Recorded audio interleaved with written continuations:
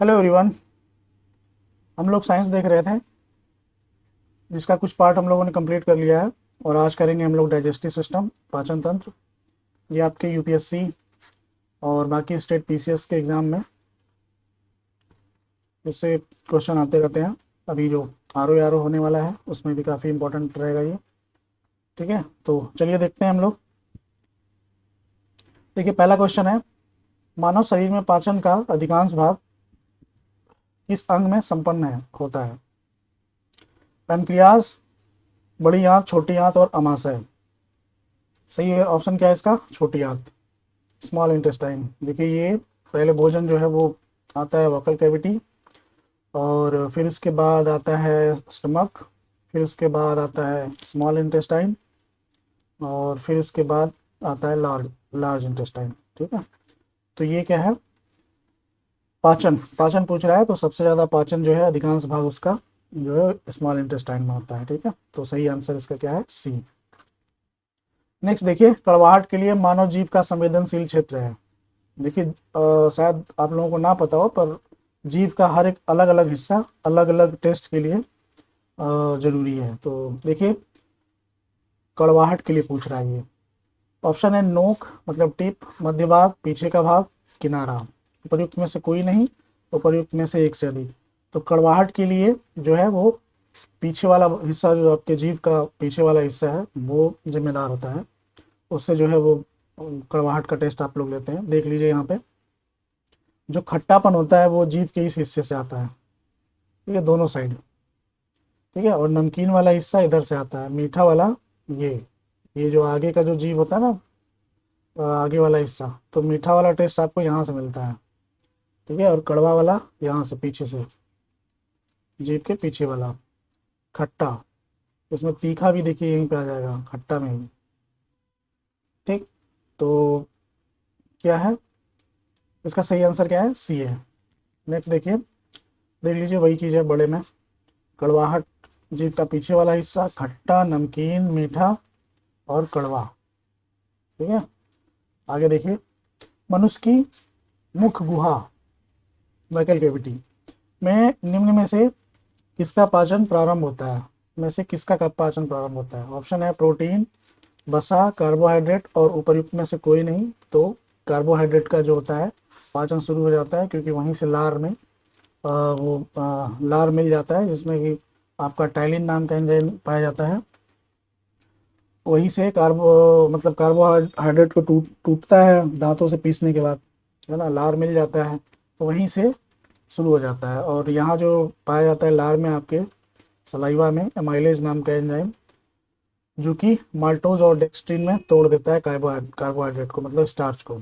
Starch carbohydrate होता है और स्टार्च को माल्टोज और डेक्सट्रिन में तोड़ता है। कौन? सलाइवा में पाया जाने वाला जो एंजाइम है, एमाइलेज। ठीक है, तो इसका सही आंसर क्या है? सी। लार निम्न में से किसके पाचन में सहयोग करता है? तो ऑप्शन है स्टार्च, प्रोटीन, रेसे और फैट्स। तो सही आंसर क्या है? स्टार्च। अभी आपको दिखाया मैं, स्टार्च का एक कार्बोहाइड्रेट है जो कि माल्टोज और डेक्सट्रिन में टूटता है लार की उपस्थिति में, क्योंकि लार में एमाइलेज, टाइलिन नाम के एंजाइम ये सब पाए जाते हैं। ठीक है, तो सही आंसर क्या है? ए। निम्नलिखित में से कौन सा लार की सहायता से पच जाता है?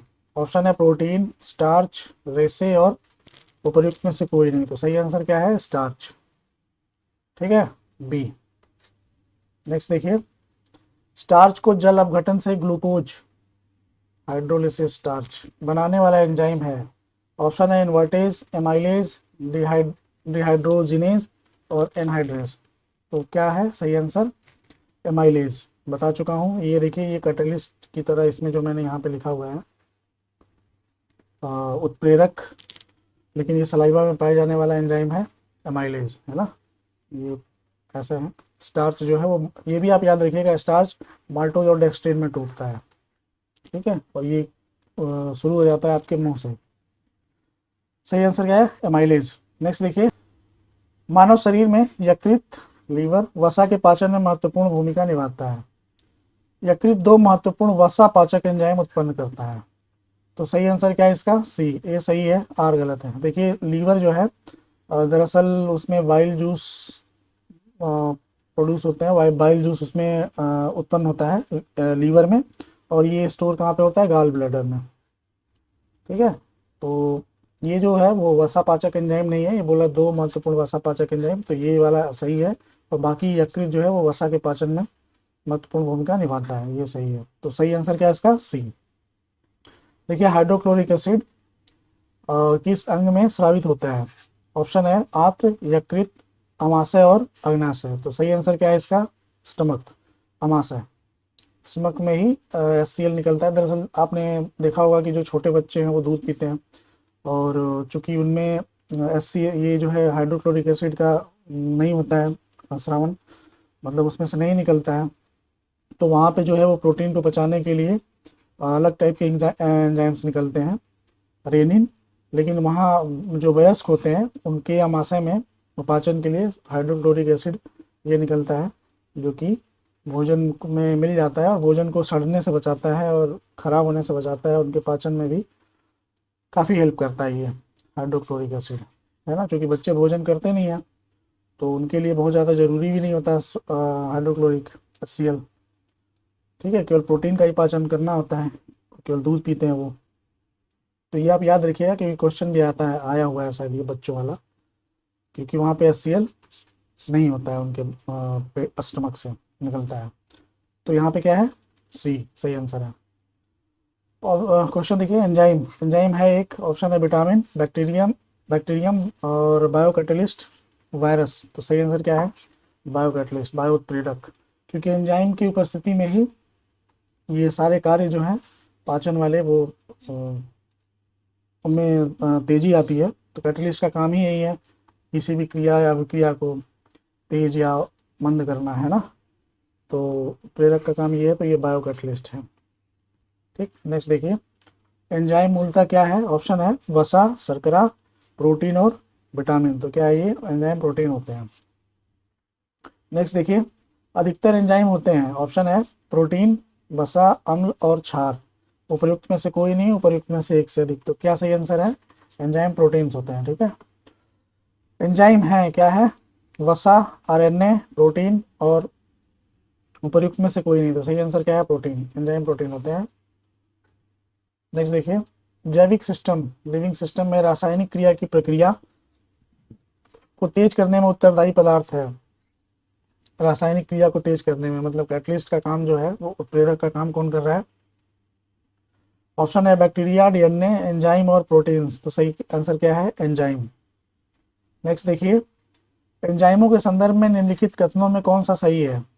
वे जैव उत्प्रेरक हैं, वे शरीर में उसी स्थान पर अपना कार्य करते हैं जहां वे उत्पादित होते हैं। तो ये दोनों सही है बिल्कुल। बायोकैटलिस्ट अभी आपने देखा, और ये जहां पर ये उत्पन्न होते हैं वहीं पे अपना कार्य करते हैं। तो सही आंसर क्या है इसका? दोनों, एक और दो, सी। नेक्स्ट देखिए, निम्नलिखित में से कौन सा एंजाइम ग्लूकोज को एथेनॉल में परिवर्तन करने को प्रेरित करता है? तो ऑप्शन है जाइमेज, इन्वर्टेज, माल्टेज और डायस्टेज। तो सही आंसर क्या है? जाइमेज। आपने देखा होगा वो जो स्टार्च था वहाँ से वो दो भागों में टूटता है। तो अभी यहाँ पर क्या है? ये C6H12 क्या है? ग्लूकोज है, जो कि जाइमेज की उपस्थिति में ये C2H5OH, इसको एथिल एल्कोहल बोलते हैं, एल्कोहलिक ग्रुप जुड़ा हुआ है एथेन में। ठीक है, और ये है कार्बन डाइऑक्साइड, तो एथेनॉल बन रहा है ये भाई, एथिल एल्कोहल या एथेनॉल। तो ये पूछ रहा है कि कौन सा एंजाइम बनाता है ये ग्लूकोज को इसमें परिवर्तित करता है। तो ये जाइमेज नाम का एंजाइम होता है, इसे आप याद रखिएगा। ठीक है, नेक्स्ट देखिए, निम्नलिखित में से किस एक की उत्पत्ति यकृत का कार्य है, लीवर का? ऑप्शन है लाइपेज, यूरिया, श्लेष्मा और हाइड्रोक्लोरिक एसिड। सही आंसर क्या है? यूरिया। ठीक है, यूरिया जो है यकृत का कार्य है उत्पन्न करना। नेक्स्ट देखिए, लिपिड्स का पाचन निम्नलिखित में से कुछ की उपस्थिति में होता है? ऑप्शन है पित्त अम्ल, लाइपेज और पेप्सिन। मैंने आपको बताया था बाइल जूस जो है वो लीवर में उत्पन्न होता है और गाल ब्लैडर में स्टोर होता है। और लाइपेज पेप्सिन। देखिए ये लिपिड्स की बात कर रहा है। लिपिड एक तरह से फैट है जो, और पेप्सिन जो है ये प्रोटीन के पाचन में यूज होता है। तो ये जो है आपको अभी कुछ कुछ देर पहले क्वेश्चन भी था कि लीवर में जो है वसा के पाचन से संबंधित निकलते हैं। तो ये पित्तम निकलता है, ये आपने देखा था, तो ये सही है। लाइपेज भी आपने देखा है, तो देख लीजिए ये इसका जो पहला और दूसरा दोनों सही है, तीसरा नहीं है। तो इस तरह से इसका सही आंसर क्या हो गया, 1 और 2 सही है, सी। व्याख्या भी देख लीजिए। देखिए लाइपेज जो है वो अग्नाशय और अमाशय से उत्पन्न होता है, पैनक्रियाज और स्टमक से, लाइपेज, ठीक है। और लिपिड्स जो है बताया था आपको अभी थोड़ी देर पहले, ये देखिए फैट्स, ये एक सरल वसा होते हैं लिपिड्स, जो कि लाइपेज की उपस्थिति में फैटी एसिड और मोनोग्लिसराइड, ये ग्लूकोज का सरलतम वो है मोनोग्लिसराइड। तो वसी अब फैटी एसिड और मोनोग्लिसराइड में टूट जाता है ये लिपिड्स लाइपेज की उपस्थिति में, है ना। तो उस तरह से उसका पाचन होता है। तो लाइपेज भी सहायक है इसमें, है ना। और ये जो आपको पित्तम हमने बता चुका है लीवर वाले क्वेश्चन में। और ये देखिए पेप्सिन जो है वो प्रोटीन के पाचन में सहायक सहायक है। तो सही आंसर क्या है इसका, सी। ठीक, नेक्स्ट देखते हैं। एंजाइम लाइपेज, इसका स्रोत है, ऑप्शन है गुर्दा, अग्नाशय, यकृत और हृदय। उपर्युक्त में से कोई नहीं, उपर्युक्त में से एक से अधिक। तो लाइपेज अभी थोड़ी देर पहले आपने देखा, लाइपेज कहाँ से था, अग्नाशय अमाशय मतलब कि पैनक्रियाज और स्टमक से। तो सही आंसर क्या है इसका, बी। सेम वही व्याख्या मैंने यहाँ पे लिख दिया है, ठीक है, बी आंसर सही है। नेक्स्ट देखते हैं। मानव तंत्र में निम्नलिखित में से कौन सा एक पाचक एंजाइम नहीं है, ट्रिप्सिन, गैस्ट्रिन, टाइलिन और पेप्सिन। तो सही आंसर क्या है, गैस्ट्रिन। ठीक, गैस्ट्रिन जो है वो अमाशय के जी सेल्स से गैस्ट्रिक एसिड का श्रावण होता है स्टमक के, ठीक है। तो ये जो है एक पाचक एंजाइम नहीं है। बाकी ट्रिप्सिन, टाइलिन ये मैंने आपको बताया था। पेप्सिन सब प्रोटीन के पाचन में, टाइलिन जो है वो स्टार्च के पाचन में। देखिए ट्रिप्सिन जो है वो अग्नाशय पैनक्रियाज से निकलता है, टाइलिन लार में होता है, ये आपको बता चुका हूँ। और पेप्सिन जो है वो अमाशय जो कि स्टमक में होता है, ठीक है। तो गैस्ट्रिन नहीं होता है। ये गैस्ट्रिन जो है अमाशय के जी सेल्स से निकलते हैं। जी सेल्स का आप नाम याद रखिएगा, क्वेश्चन भी आ चुका है कि गैस्ट्रिन क्या है, तो आप इसे ध्यान रखिएगा। नेक्स्ट देखते हैं। मानव शरीर में प्रोटीन का पाचन निम्नलिखित में से किस अंग में प्रारंभ होता है, प्रोटीन का पाचन। ऑप्शन है लीवर, यकृत, मुंह, छोटी आंत और अमाशय। तो क्या है, अमाशय, स्टमक में।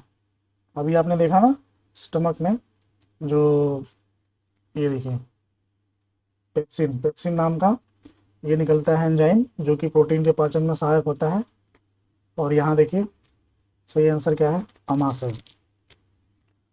ठीक, डी आंसर सही है। नेक्स्ट देखिए। निम्नलिखित में से कौन सा एंजाइम प्रोटीनों को एमिनो एसिड में विघटित करता है। ऑप्शन है पेप्सिन, लैक्टेज, यूरियस और जाइमेस। तो क्या आंसर सही है इसका, पेप्सिन। ये सरल एमिनो एसिड में तोड़ता है प्रोटीन को, ठीक है, पेप्सिन। सेम वही पेप्सिन के पाचन में सहायक है। नेक्स्ट देखिए। हमारे आहार में सभी प्रोटीनों का पाचन केवल क्षुद्रांत में होता है। कारण बोल रहा है अग्नाशय से प्रोटीनों का पाचन करने वाली एंजाइम को क्षुद्रांत में छोड़ा जाता है, ठीक है। तो देखिए ये तो सही है, अग्नाशय से प्रोटीनों का पाचन करने वाली एंजाइम को क्षुद्रांत में छोड़ा जाता है। दरअसल ये जो है छोटी आंत, देखिए अमाशय है और छोटी आंत, ठीक है। तो ये जो छोटी आंत के 3 पार्ट होते हैं, डोडेनम, जोजेनम और इलियम, ठीक है। तो ये कई बार इसमें ये भी पूछा हुआ है कि इनका जो है लंबाई के आधार पर क्रम क्या है, कौन लंबा होता है कौन बड़ा होता है। तो ये सही है बिल्कुल, प्रोटीनों के पाचन वाले एंजाइम क्षुद्रांत में छोड़ा जाता है अमाशय डोडेनम में। लेकिन ये गलत है, हमारे आहार में सभी प्रोटीनों का पाचन केवल क्षुद्रांत में होता है। सभी क्या बोल रहा है, सभी प्रोटीनों का पाचन केवल क्षुद्रांत में होता है, ये गलत है। अभी आपने थोड़ी देर पहले देखा अमाशय में भी पाचन हो रहा है। तो ये दो अपने आप में ही एक कंट्राडिक्शन है इस शब्द का जो इस्तेमाल किया गया, सभी प्रोटीन और केवल क्षुद्रांत। तो क्या होगा, ये गलत हो गया। तो सही आंसर क्या होगा इसका, ये गलत है, आर सही है। तो डी आंसर सही है। डोडनम को इंग्लिश में क्षुद्रांत बोलते हैं, लेकिन सॉरी, क्षुद्रांत को इंग्लिश में डोडनम बोलते हैं। आप इसे इंग्लिश में ही याद रखिए, डोडनम, जोजनम और इलियम, ये कई बार क्वेश्चन आते हैं। क्षुद्रांत और ये बृहदांत्र और ये जो है उसमें आप कंफ्यूज हो जाएंगे। ये तीनों आप याद रखिएगा, डोडनम, जोजनम, इलियम और उधर कोलन, सीकम, रेक्टम, ये तीन आप इसे याद रखेंगे तो भूलेंगे नहीं। बाकी हिंदी में इनका नाम चेंज होता रहता है, यूपीएससी कुछ भी ट्रांसलेट कर सकता है। ठीक, तो डी आंसर सही है इसका। नेक्स्ट देखिए, प्रोटीनों के पाचन में सहायक एंजाइम है, ऑप्शन है यूरिएज, सल्फेटेज, ट्रिप्सिन और प्रोटीएज। तो क्या होगा सही आंसर, ट्रिप्सिन। अभी थोड़ी देर पहले आपने देखा। नेक्स्ट देखिए, कौन से परिवर्तन से एंजाइम ट्रिप्सिन उत्प्रेरक का कार्य करता है, कौन से परिवर्तन से? तो ऑप्शन है प्रोटीन को पेप्टोन, प्रोटीन को पेप्टाइड, प्रोटीन को एमिनो एसिड और स्टार्च को ग्लूकोज। तो ये भी थोड़ी देर पहले हमने बताया था, देखा होगा आपने। ट्रिप्सिन जो है वो प्रोटीन को एमिनो एसिड में तोड़ देता है, ट्रिप्सिन। ठीक है, और निकलता कहाँ से है ये, पैनक्रियास से। ये क्वेश्चन अभी आप थोड़ी देर पहले देखेंगे तो वहाँ पे ये एक क्वेश्चन के रूप में है। और यहाँ क्या पूछ रहा है कि ट्रिप्सिन प्रोटीन को कौन से परिवर्तन का में उत्प्रेरक का काम करता है? तो प्रोटीन को एमिनो एसिड में तोड़ने के लिए ये कैटलिस्ट का काम करता है। ठीक है, तो आप इसे याद रखिएगा। और ये कहाँ उत्पन्न होता है ट्रिप्सिन, पैनक्रियाज में।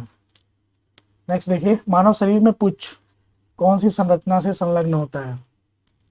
ऑप्शन है बृहदांत्र, क्षुद्रांत, पित्ताशय और अमाशय। तो सही आंसर क्या है, बृहदांत।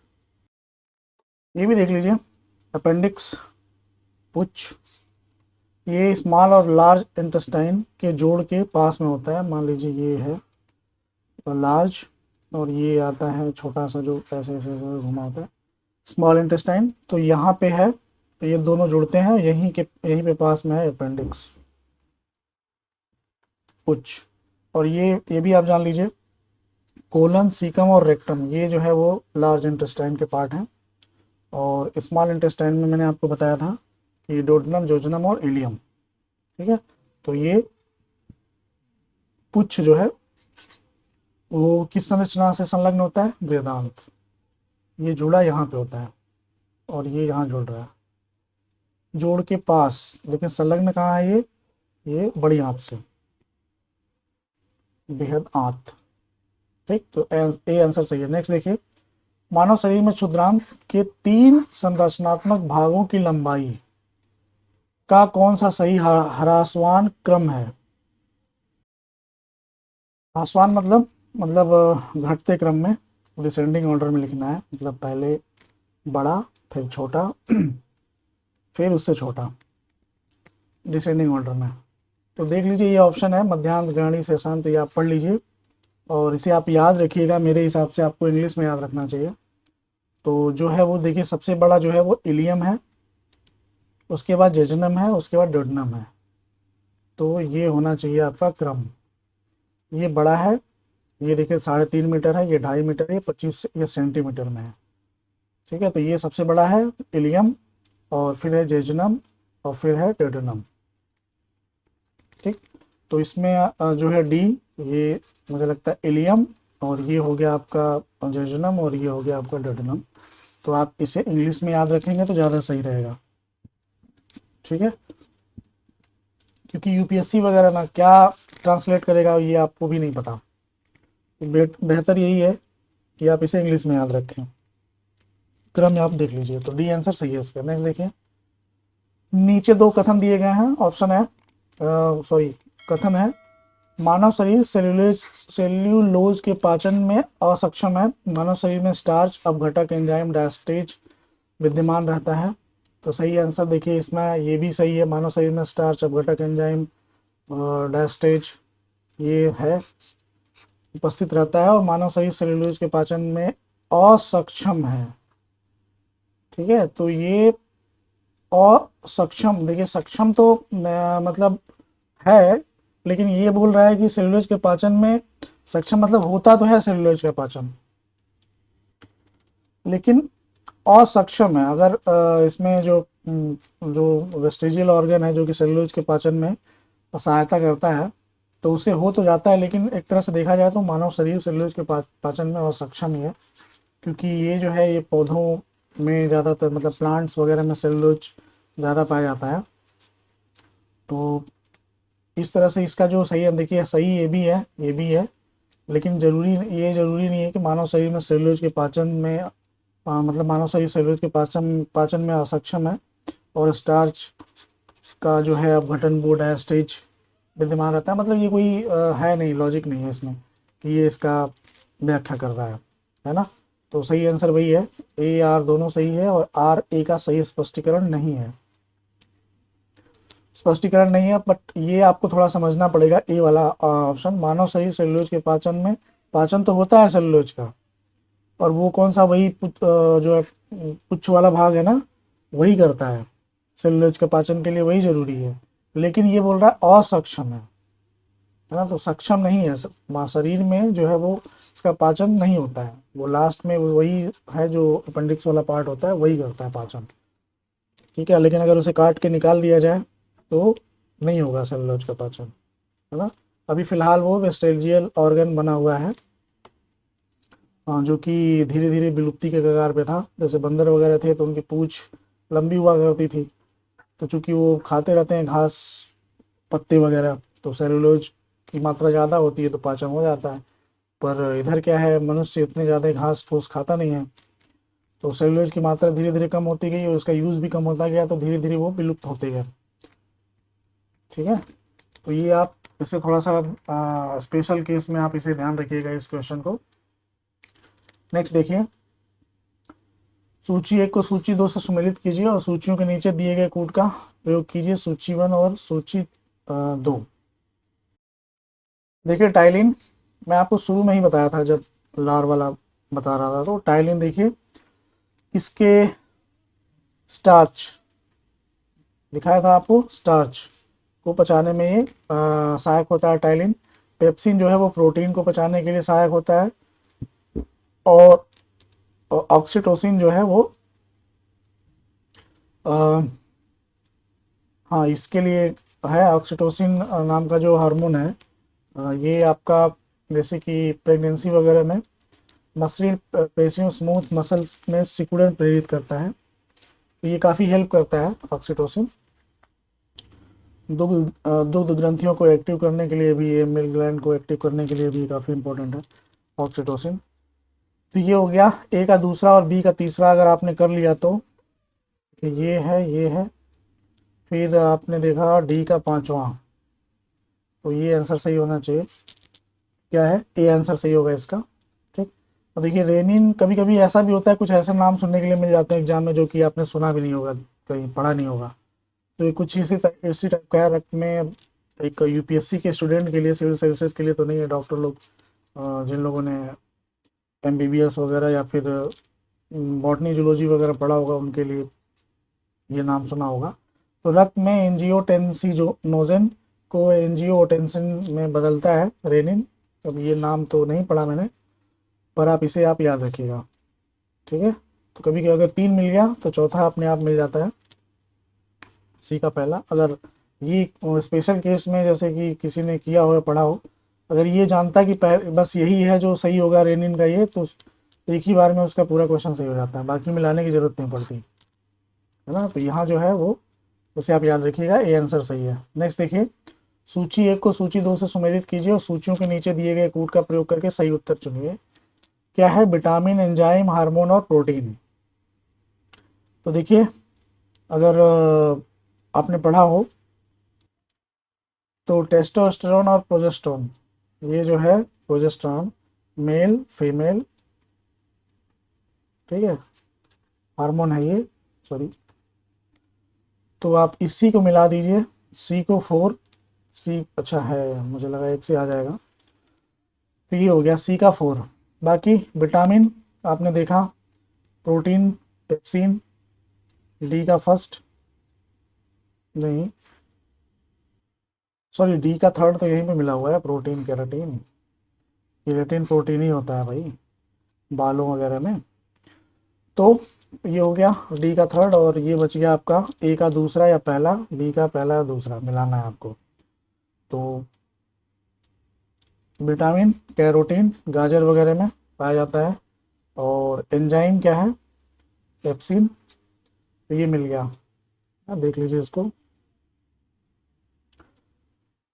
हार्मोन टेस्टोस्टेरोन, प्रोटीन कीरेटिन प्रोटीन, और विटामिन कैरोटीन, और एंजाइम पेप्सिन। तो क्या होगा, सी का चौथा और डी का थर्ड, ये था मिलाने का था, और ए का दूसरा। तो ये होगा बी ऑप्शन सही है इसका। ठीक, नेक्स्ट देखिए, कार्बोहाइड्रेट के अपघटनों पर अंतिम रूप से क्या बनता है?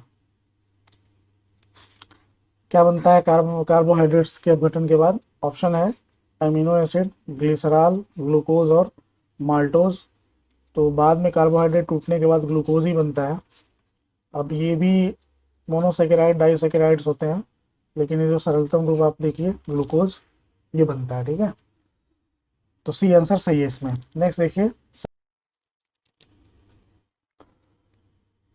यकृत में अतिरिक्त ग्लूकोज को ग्लाइकोजन में परिवर्तित होकर भंडारित रहता है।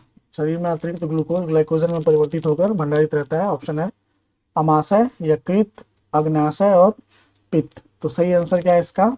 लीवर, यकृत।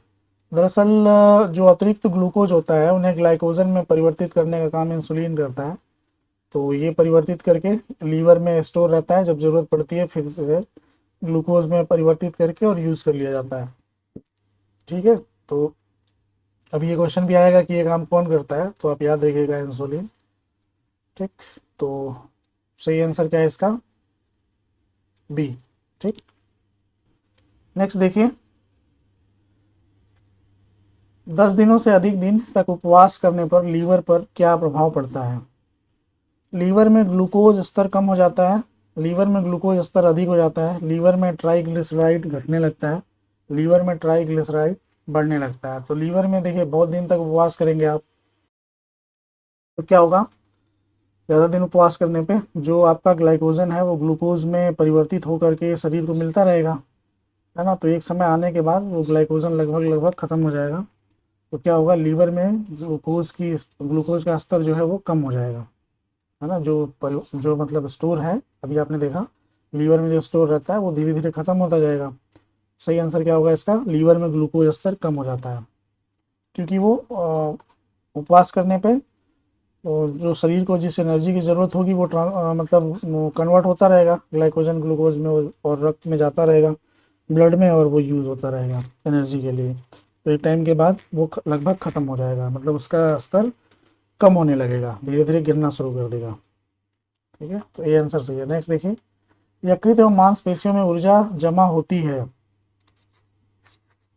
कार्बोहाइड्रेट के रूप में, वसा के रूप में, प्रोटीन के रूप में, ग्लाइकोजन के रूप में। तो क्या सही होगा? ग्लाइकोजन के रूप में। बताया ना, ग्लूकोज ग्लाइकोजन में कन्वर्ट होकर के वहीं पे स्टोर रहता है, और जब ज़रूरत होता है तो ग्लाइकोजन ग्लूकोज में कन्वर्ट होकर के और वो ब्लड में चला जाता है। तो डी इसका सही आंसर है। नेक्स्ट देखिए, पित्ताशय में उपस्थित पत्थर। आपने सुना होगा पित्ताशय की पथरी, गाल ब्लैडर की पथरी। पित्ताशय में उपस्थित पत्थर निम्नलिखित में से किसका पाचन प्रभावित करता है? ऑप्शन है वसा का, प्रोटीन का, कार्बोहाइड्रेट का और न्यूक्लिक एसिड का। तो सही आंसर क्या होगा इसका? वसा, फैट का। फैट का जो है वो पाचन प्रभावित करता है, पित्ताशय वाली पथरी। ठीक, नेक्स्ट देखिए, मानव शरीर की सबसे बड़ी ग्रंथि कौन सी होती है? ऑप्शन है यकृत, अग्न्याशय, अवटु ग्रंथि और अमाशय। तो सही आंसर क्या है? ए, लीवर। सबसे बड़ी ग्रंथि क्या है? लीवर। दूसरी सबसे बड़ी ग्रंथि क्या है? पैनक्रियाज। और सबसे बड़ी अंतःस्रावी ग्रंथि थायराइड ग्लैंड, जो कि आपके गले में होता है। ठीक है, थायराइड। बाकी लीवर और पैनक्रियाज पेट में, आपने देखा, गूगल पे देख सकते हैं आप, जब भी आपको देखना हो कर लीजिए, और पिक्स वगैरह देख लेंगे तो याद रहेगा कि कौन कहाँ पे है। ठीक है, नेक्स्ट देखिए, तो सबसे बड़ी कौन सी थी? सबसे बड़ी ग्रंथि आप याद रखिएगा, फैक्ट है, वन लाइनर फैक्ट है ये। सबसे बड़ी ग्रंथि है लीवर, और सबसे बड़ी अंतःस्रावी थायराइड, और दूसरी सबसे बड़ी, क्योंकि क्वेश्चन आया हुआ है, दूसरी सबसे बड़ी ग्रंथि पैनक्रियाज। तो पूछेगा अग्न्याशय इसको हिंदी में बोलते हैं, पैनक्रियाज को, और इसको यकृत, और इसे थायराइड ग्रंथि आप याद रखिए हिंदी में, ठीक है। मानव शरीर में सबसे बड़ी ग्रंथि है, ऑप्शन है अग्न्याशय, यकृत, लार ग्रंथि और अधिवृक्क ग्रंथि। तो सही क्या है इसका, यकृत, liver, liver first, second largest pancreas and सबसे बड़ी अंतःस्रावी एंडोक्राइन ग्लैंड क्या होगा, थायराइड। नेक्स्ट देखिए, निम्न अंगों में से पित्त का संचय किसमें होता है। ये मैं आपको शुरू में ही बता दिया था कि पित्त उत्पन्न कहाँ पे होता है, बाइल जूसेस, और कहाँ पे स्टोर कहाँ पे होता है। ऑप्शन है प्लीहा, अग्नाशय, अपेंडिक्स और पित्ताशय। तो देखिए हिंदी वाले तो वैसे ही, मतलब हिंदी में तो वैसे ही समझ में आएगा, पित्त का जहाँ पे होगा वो पित्ताशय में ही होगा, पर अगर ये इंग्लिश में दे दे तो बाइल और गाल ब्लैडर तो कंफ्यूज हो जाएंगे, तो इसे गाल ब्लैडर बोलते हैं, याद रखिएगा, ये यहीं पे स्टोर होता है। नेक्स्ट देखिए, शरीर के किस भाग में पित्त का निर्माण होता है। ऑप्शन है यकृत, तिल्ली, पित्ताशय की थैली और पैनक्रियाज। तो शुरू में बता दिया था कहाँ पर होता है निर्माण और कहाँ पर स्टोर होता है, लीवर, गाल ब्लैडर। तो सही आंसर क्या होगा, लीवर। नेक्स्ट देखिए, यह मानव शरीर की दूसरी, निम्न पर विचार करना है, यह मानव शरीर की दूसरी सबसे बड़ी ग्रंथि है, थोड़ी देर पहले आपने देखा।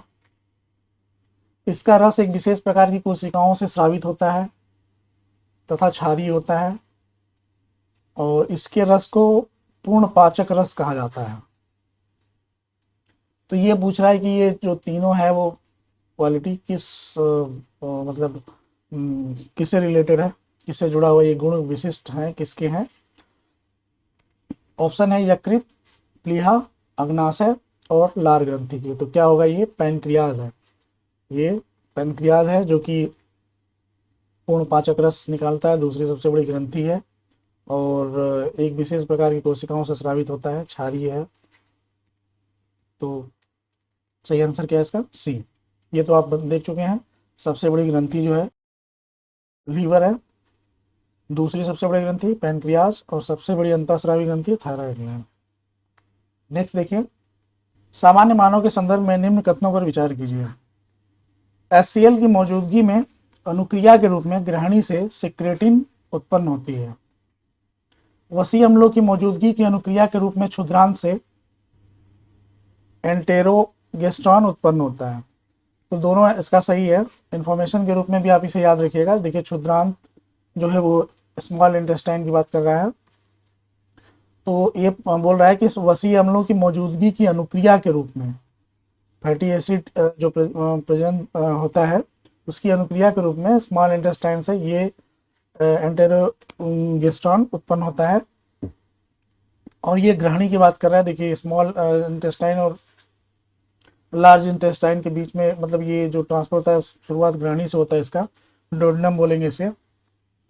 तो बोल रहा है कि HCl की मौजूदगी की अनुक्रिया के रूप में ग्रहणी से, मतलब HCl की मौजूदगी मतलब हाइड्रोक्लोरिक एसिड की मौजूदगी, उसकी अनुक्रिया के रूप में ग्रहणी से सेक्रेटिन उत्पन्न होता है। अगर आप नहीं भी जानते तो आप वैसे भी एक इन्फॉर्मेशन की तरह आप इसे याद कर लीजिए कि सेक्रेटिन जो है वो उत्पन्न होता है कहाँ, लार्ज इंटेस्टाइन के डोडेनम में। वो क्यों, वो HCl की मौजूदगी की अनुक्रिया में, ठीक है। तो दोनों आंसर सही है, इसे दोनों को आप याद रखिएगा, इसे भी और सेक्रेटिन को भी, एक इन्फॉर्मेशन की तरह।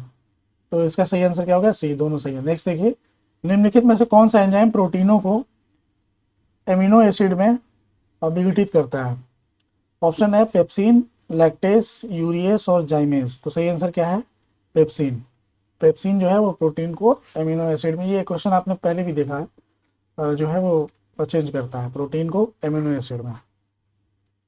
नेक्स्ट देखिए, मिलाना है सूची 1 को सूची 2 से, ये शायद हम कर चुके हैं पहले भी, तो ये क्वेश्चन शायद दोबारा आ गया होगा या दोबारा से टाइप किया गया होगा। देख लीजिए, विटामिन जो है वो कैरोटीन, और प्रोटीन जो है आपको केराटिन प्रोटीन, ये भी आपको मैंने बताया था। हार्मोन टेस्टोस्टेरोन, तो ए का दूसरा, और ये जो है एंजाइम पेप्सिन अभी आपने देखा ही, तो ए का कौन सा है, दूसरा और बी का पहला, सी का चौथा और डी का थर्ड। तो इस तरह से सही आंसर क्या हो गया, बी। ठीक है, नेक्स्ट देखिए, इसमें भी सुमेलित करना है कॉलम 1 को कॉलम 2 से।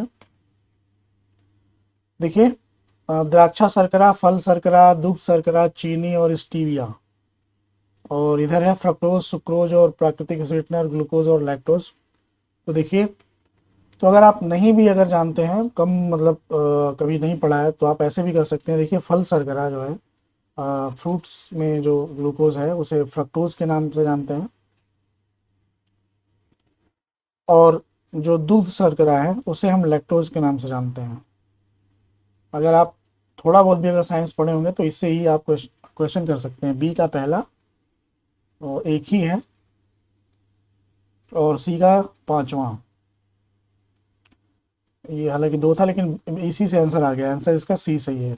बाकी आप देख लीजिए, द्राक्षा शर्करा ये ग्लूकोज को बोलेंगे, और सी का आपने ए बी सी देख लिया। डी का देखिए, ये सुक्रोज को बोलते हैं, चीनी, चीनी को ही सुक्रोज बोलते हैं।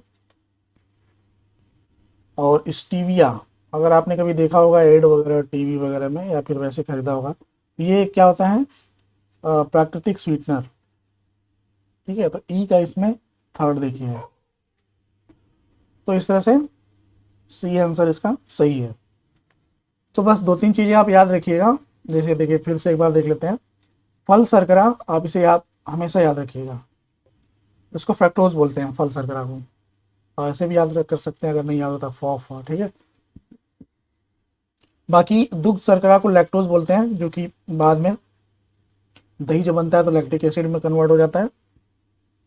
और चीनी सुक्रोज, अगर आप इतना जानते हैं तो लगभग इस तरह के सारे क्वेश्चन आप कर लेंगे। ठीक है, स्टीविया, ये एक देखा होगा आपने, एड में आता है और मतलब मिलता है मार्केट में, प्राकृतिक स्वीटनर है ये। ठीक, तो आप ऐसे भी बाकी दो तीन चीज़ें आप हमेशा याद रखिए। तो इस तरह से हम लोगों ने डाइजेस्टिव सिस्टम में 43 क्वेश्चन कंप्लीट कर लिया है, और ये लगभग इससे जितने भी क्वेश्चन लगभग आएंगे डाइजेस्टिव सिस्टम से रिलेटेड, लगभग इसी से मिलता जुलता है, इसमें से लगभग आपका काम हो जाना चाहिए। यूपीएससी या जो भी एग्ज़ाम आप दे रहे हैं स्टेट पीसीएस वगैरह का, इससे ज़्यादा टफ तो नहीं आता है। लगभग मैंने सारे एरिया को कवर कर लिया है। तो ठीक है, फिर साइंस के अगले टॉपिक पे हम लोग मिलेंगे नेक्स्ट वीडियो में। ठीक है, तो ओके, थैंक यू।